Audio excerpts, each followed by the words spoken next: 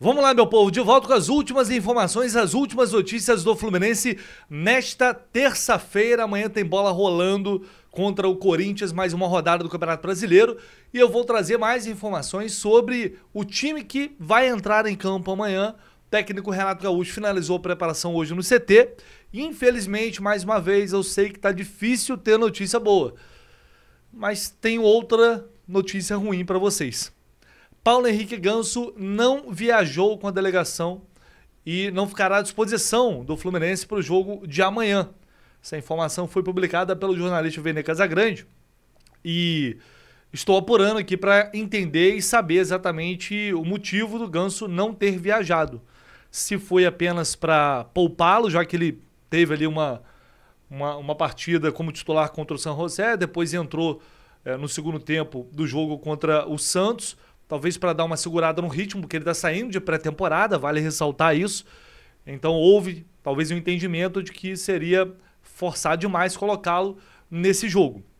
Então, para quebrar essa sequência, o Ganso não vai. Ou se ele sentiu alguma outra situação, alguma outra coisa, e por isso eu estou tentando apurar aqui para vocês os motivos do Ganso não ter viajado com a delegação do Fluminense. A gente sabe que Thiago Silva está fora, lesionado, fora por pelo menos um mês, e Hércules também não deve ser opção para esse jogo diante da equipe paulista. O Fluminense viajou, agora à tarde já está em São Paulo para o confronto de amanhã. Diante disso, com esses desfalques que se somam, o Renato tem, obviamente, menos opções para definir esse time titular. E aí eu imagino aqui, tendo a achar que o Thiago Santos deve ganhar a preferência dele ali como zagueiro ao lado do Freitas. Para a vaga do Hércules não tem muita surpresa, o Bernal entraria ao lado do Martinelli e no meio de campo o Lima vai ser mantido. Não vejo nada muito diferente disso. Não espero o Renato fazendo muitas mudanças diante desses problemas que ele tem, não. Uma outra opção ao Ganso seria o Lescano.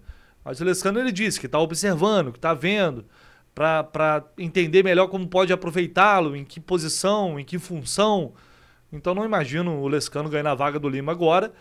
E mesmo com a atuação ruim do Canóbio, ele mexer no trio de ataque, o Canóbio, Arias e Cano, a não ser que em termos de estratégia ele entenda que deve fazer algo diferente para marcar esse meio de campo do Corinthians, que quando se dá a liberdade para jogar, o Carrijo principalmente, acabam fazendo a diferença. Se o Renato mexer, creio que aí mexeria na estrutura tática do time, e aí a gente poderia ver de fato um Fluminense bem modificado ali pela primeira vez no comando do Renato. Mas com esses desfalques que ele já tem, não sei se ele vai arriscar muito num jogo como esse contra o Corinthians, não. Então eu imagino um Renato, mais uma vez, cauteloso, fazendo as substituições mais óbvias. É o que eu imagino para agora. Mas como eu disse, eu vou buscar mais informações aqui para tentar entender, talvez ter algo mais concreto que nos dê uma pista do que o Renato tá pensando para o jogo de amanhã. Beleza? Olha só, se você puder, deixe seu like e se inscreva aqui no canal.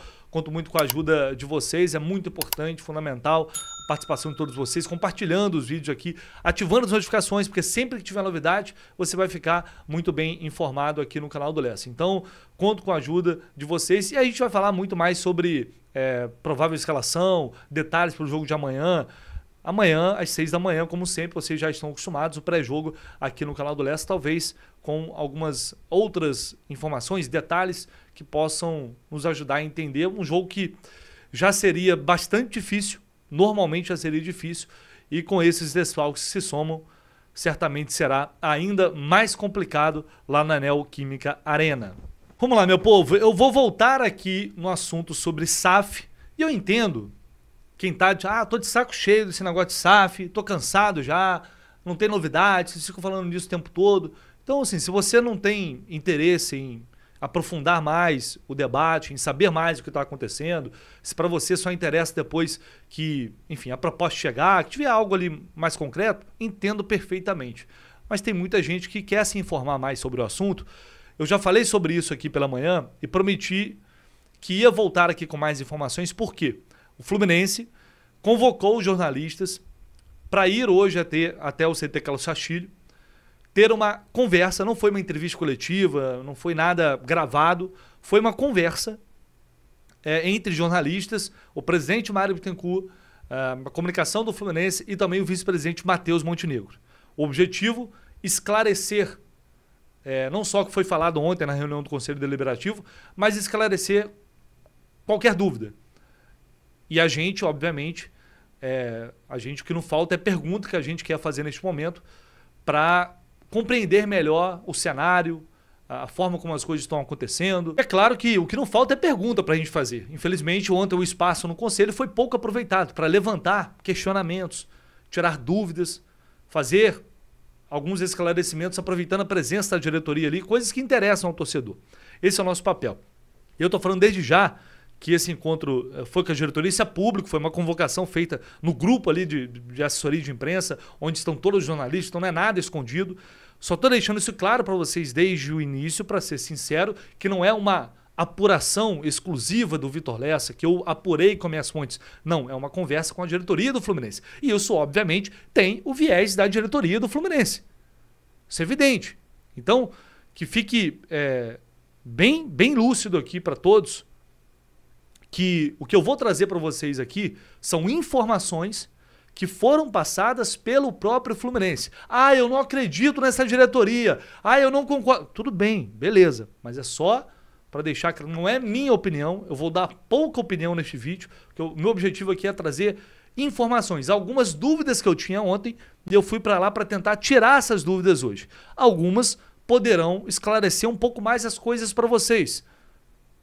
Talvez melhorar um pouco mais a sua visão em relação àquilo que está acontecendo. Outras nem tanto. Outras talvez pode piorar. Então, só para deixar bem claro isso aqui na moral mesmo, que por ser uma conversa com a diretoria do Fluminense, tem o viés da gestão, que é quem está tocando todo o processo, né? Naturalmente. Então, algumas perguntas foram feitas. O Fluminense tem proposta, que ontem o Matheus Montenegro falou, não temos proposta. Mas é claro que tem uma negociação em andamento. O BTG está construindo esse fundo que será formado, se tudo der certo, por bilionários tricolores, que juntos irão gerir essa SAF do Fluminense. O Fluminense já sabe quais serão esses investidores? Já sabe o nome das pessoas? De acordo com a diretoria? Não. É claro que o clube tem ideias, sabe de alguns nomes, mas esses nomes ainda não foram fechados. Por quê? Porque alguns chegam, falam, não, vou aportar X milhões. Depois pensa, olha, eu acho que é muita coisa, quero reduzir mais um pouco, quero colocar menos dinheiro. Então, o Fluminense esperava que essa proposta já fosse estar em mãos, inclusive para a reunião de ontem no Conselho. Ela não chegou. E a previsão é de que ela chegue em até 2 semanas. A previsão é essa. Tá? Enquanto essa negociação estiver rolando para construção, para a formação desse fundo, que é através dele que a proposta chegará para a construção, para implementação dessa SAF, enquanto essa negociação estiver acontecendo, nenhuma outra proposta vai chegar. Porque como funciona? Surge um interesse, esse interesse é levado ao banco. Né? O banco envia um documento com a valuation, os números que foram levantados do Fluminense. Esse investidor decide, bom, eu quero assinar aqui um acordo de confidencialidade para ter mais detalhes e poder apresentar uma proposta. Quando está nesse estágio, o banco não abre conversas com outro. É um acordo de confidencialidade ali e também de exclusividade. Quando você está nesse processo, o banco não abre conversas com outro investidor. A situação neste momento por mais que tenha agora, sei lá, um investidor norte-americano, ele quer chegar agora e quer fazer uma proposta. Isso só vai acontecer caso essa negociação não dê certo. E mesmo assim, é um outro passo que eu vou chegar lá já. Alguns investidores estão pedindo anonimato, investidores que irão fazer parte desse fundo. O clube deseja informar o nome de todos. Se dependesse do Fluminense, o Fluminense iria externar todos os tricolores, investidores que farão parte desse fundo. Mas o Fluminense já recebeu uma sinalização por parte do banco de que dessa forma não vai ser possível. Porque tem gente que não quer revelar o nome. Por quê? Com receio de, numa fase ruim, num momento ruim, de torcedores irem para a porta da empresa desse investidor, fazer protesto, como aconteceu lá na Avenida Paulista com a Tricorp, que é a empresa que investiu no Curitiba. torcedores foram lá protestar e isso repercutiu muito negativamente para a empresa e tal. Então, alguns investidores, se não tiver anonimato, vão preferir não colocar dinheiro.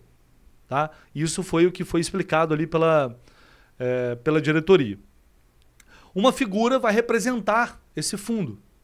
Vai ser a pessoa, o investidor, que vai falar por esse fundo nessas negociações. E isso vai ser revelado também a partir do momento em que a proposta for fechada ali e essa pessoa ela vai ser definida. E por que o Fluminense está insistindo nesse modelo de construção de um fundo? Tem alguns termos mais específicos que eu não vou entrar aqui porque eu não tenho conhecimento suficiente.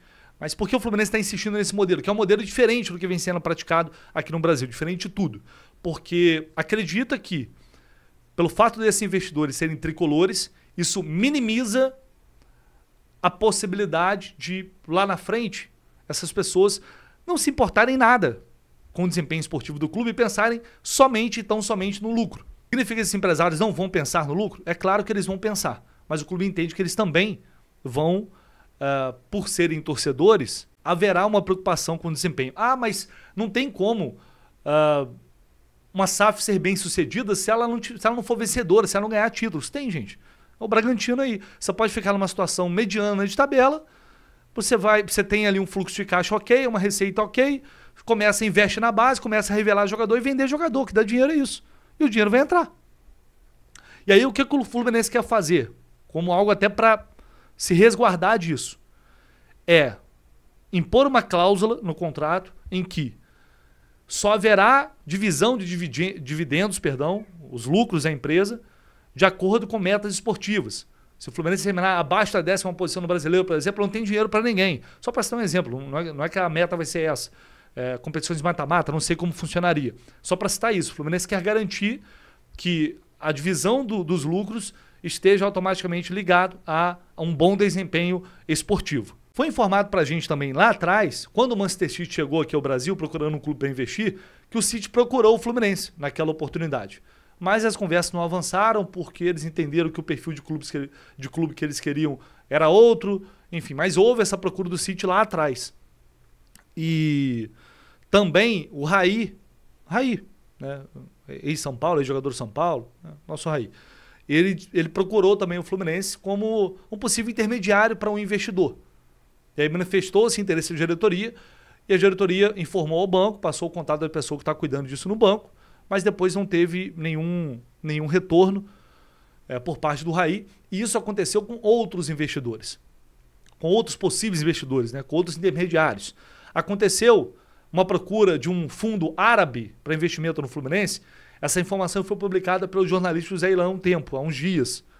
Aconteceu essa procura? Versão que foi passada para a gente pelo vice-presidente Matheus Montenegro, pelo presidente Mário Bittencourt. Houve essa procura, o clube recebeu essa procura através de um intermediário. Esse interesse foi levado ao BTG, como é feito em qualquer interesse que surja, porque o Fluminense não vai debater proposta, porque tem um banco para fazer isso. Então foi levado até lá. Segundo o Fluminense, esse intermediário depois cobrou uma resposta do banco que não tinha não tinha se manifestado. O Fluminense cobrou o BTG, pedindo para enviar, né, aquele arquivo com os documentos colhidos pelo BTG, como eu já falei para vocês. Esses documentos foram enviados. E depois o banco foi cobrar um retorno desse intermediário. E aí não teve mais resposta. Segundo o que foi passado para a gente hoje, esse possível investidor árabe sumiu, não deu mais nenhuma posição em relação ao investimento ou não. Então, em relação a essa história, o que nos foi passado é exatamente isso, para deixar bem claro aqui para vocês. Ah, Alessa, mas você está dizendo então que é mentira? Eu não estou dizendo nada. Foi o que foi passado para a gente. Se é mentira, se é verdade, é apenas informação que o clube passou em relação a essa questão específica. Então, o que o Fluminense pensa em relação a aportes? Outra dúvida importante que as pessoas têm: aportes financeiros, investimento, contratações, investimento na folha. O Fluminense vai exigir um investimento primário para garantir que o clube vai ser viável desde o início da implementação ali da SAF, não dependendo apenas das receitas do clube associativo. Então, fechando esse acordo, esse investidor vai chegar e vai colocar de cara 300 milhões, 400 milhões, 500 milhões, não sei, vai depender da proposta. Em relação aos aportes, os investimentos que serão feitos por parte desse investidor, de 6 meses, a cada um ano, aporte de 200, 300 milhões de reais, 400 milhões de reais, isso vai ser definido dentro da proposta, vai ser debatido dentro da proposta, mas normalmente esses aportes garantidos, eles duram no máximo 2 anos. Por quê? O mercado é muito volátil, o futebol ainda mais. Não tem como você prever. Hoje, por exemplo, 200 milhões é grana. Daqui a 2 anos, 200 milhões pode não valer mais nada para montar o time. Está vendo como o futebol fica mais caro cada vez mais. Então você tem que se atualizar. Nenhum investidor e nenhum negócio vai chegar e vai colocar 10 anos de aporte para o clube, 10 anos, a cada ano colocando 500 milhões de reais no clube, durante 10 anos. Ninguém vai fazer isso. Então, depois desses 2 anos, só para citar um exemplo aqui, a própria SAF vai gerar receita e com essa receita os investimentos automaticamente serão feitos aí de acordo com a gestão da SAF. Não tem muito o que fazer. É o risco que se corre. Aí o investidor pode ser mais arrojado e o investidor pode ser menos arrojado. Vai depender do perfil. De novo, é um risco que se corre nesse processo. Esse investimento mínimo que é colocado ali é para garantir a sobrevivência, o fluxo de caixa, o dia a dia, para que o clube possa andar, né? Possa conseguir pagar suas contas, pagar salários. Então o investimento mínimo é para isso. Porque, por exemplo, o John Textor comprou o Botafogo, entre aspas, por 400 milhões de reais, mas investiu muito mais que isso. Além da questão do pagamento das dívidas. Não vou entrar no mérito se é bom ou ruim, tá? Só colocando aqui para vocês, enfim. É que esse investimento, esse aporte, ele não significa que o investidor ele vai investir só isso. Isso é o mínimo que ele vai ter que investir para deixar o clube funcionando. E a partir disso ele vai fazer com que a SAF gere a sua própria receita, possa gerir a sua própria receita, sem que ele tenha que tirar do bolso todo ano 200 milhões de reais. Se isso acontecer, provavelmente vai ser porque o Fluminense está faturando bem.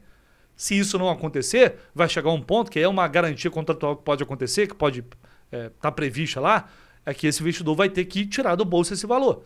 Então, de novo, tudo isso vai ser debatido na proposta, nas garantias que o Fluminense estabelecerá nesse contrato. Ah, mas o aporte vai ser de 150 milhões de reais. Isso por si só não resolve. Esse aporte mínimo pode ser de 100 milhões de reais. Mas a SAF ela pode gastar 300 milhões de reais naquele ano. Por quê? Porque o clube faz compra parcelada. O Fluminense gastou 150 milhões de reais esse ano, na janela, certo? Maior janela da história do clube. Significa que o Fluminense vai pagar esse valor total tudo esse ano? Não, vai pagar lá na frente. Então são investimentos também. O clube a SAF pode chegar no primeiro ano e investir 200 milhões, no segundo ano está previsto lá um aporte mínimo de 100 milhões, mas na verdade eles podem investir 200, só que não vai pagar tudo ali, vai jogar para frente, vai ser parcelado, e até lá a própria SAF tem que gerar suas próprias receitas para pagar isso.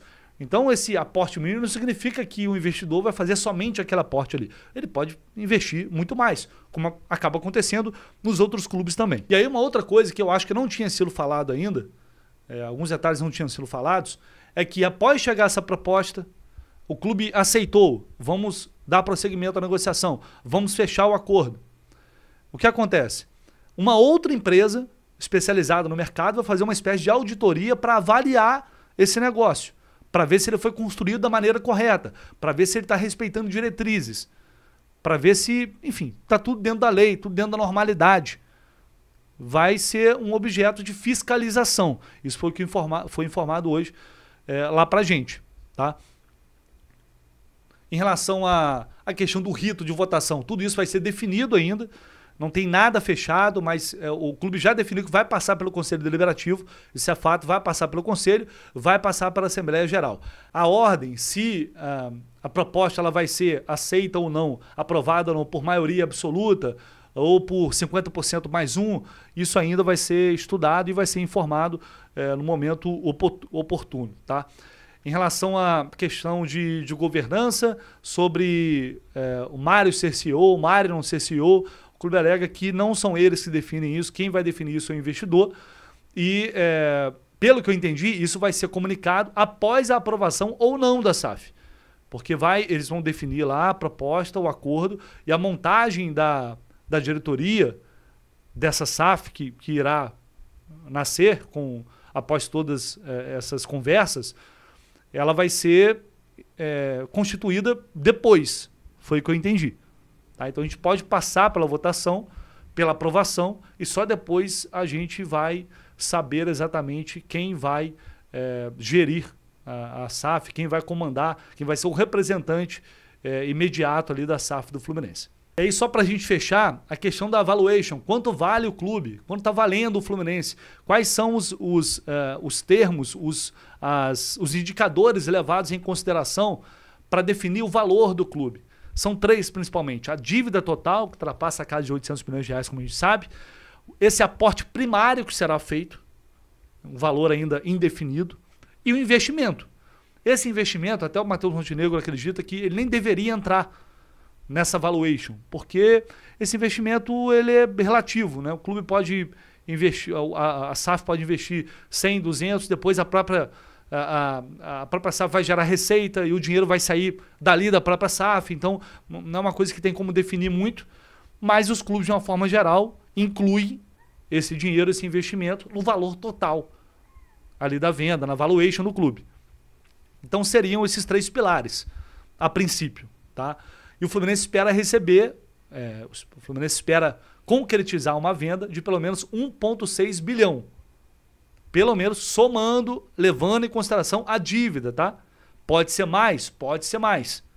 Mas o Fluminense, levando em consideração dívida, investimento e esse aporte primário, a expectativa é de que chegue pelo menos em 1,6 bilhão. Aí Xerém como fica? Xerém faz parte das receitas que o clube gera. E entra, assim como outras receitas, no meio da operação. Não tem nada ali especial voltado para Xerém. Xerém faz parte das receitas geradas pelo clube e que na hora de fazer a compra, a negociação, enfim, na hora de apresentar para os investidores as fontes de receitas do Fluminense, lá está Xerém também. Bom, como eu disse, esse vídeo aqui não é um vídeo opinativo.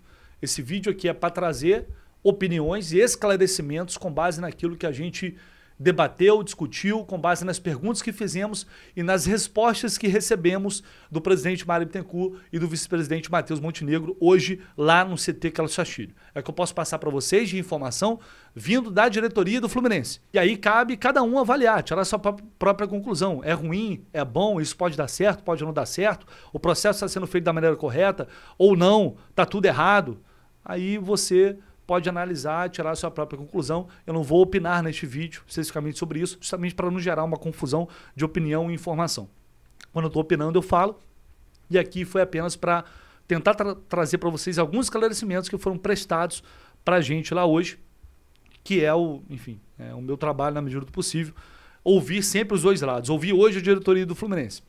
Vou seguir apurando, ouvindo pessoas que estão eventualmente participando desse processo, e lá na frente eu posso ter uma informação que venha a confrontar com isso. Se fizer, será publicado aqui com a resposta ou não. E depende do próprio Fluminense se manifestar ou não. Fechado, pessoal? Espero que eu tenha deixado tudo claro para vocês na medida do possível. Sei que não é um assunto, às vezes, agradável. Sei que, por vezes, é repetitivo. Às vezes é cansativo. Mas, repito para vocês. É o assunto que vai... É um negócio que vai mudar a história do Fluminense. Para o bem ou para o mal, a gente não sabe. Mas é a decisão mais importante da história do Fluminense desde então. E, de novo, reforço, cuidado com politicagem, com pessoas que vão o tempo inteiro sustentar narrativas, opiniões, porque tem esse ou aquele interesse. O meu objetivo, o meu compromisso aqui vai sempre ser com trazer informação e, claro, minha opinião. A minha opinião, alguns vão concordar, outros não vão concordar, assim como todo mundo aí vai dar a sua opinião, jornalista, youtuber, não importa, e qualquer opinião ela tem o viés daquela pessoa, e eu vou sempre deixar claro para vocês que é a minha opinião, eu não tenho envolvimento com nada, zero de política do Fluminense. Meu objetivo vai ser sempre trazer informação e depois a minha opinião com base no que eu penso que seja o melhor para o clube, e sempre vai ser isso. O melhor para o Fluminense é o melhor para mim, é o melhor para o meu trabalho e é o melhor para todos que amam o Fluminense. É isso que importa. Fechou, pessoal? A gente volta com mais informações assim que possível. Tamo junto, valeu. Qualquer dúvida, a gente vai, na medida do possível, vou ler aqui as respostas e a gente vai esclarecendo tão logo a gente for tendo essas informações. Valeu, um abraço.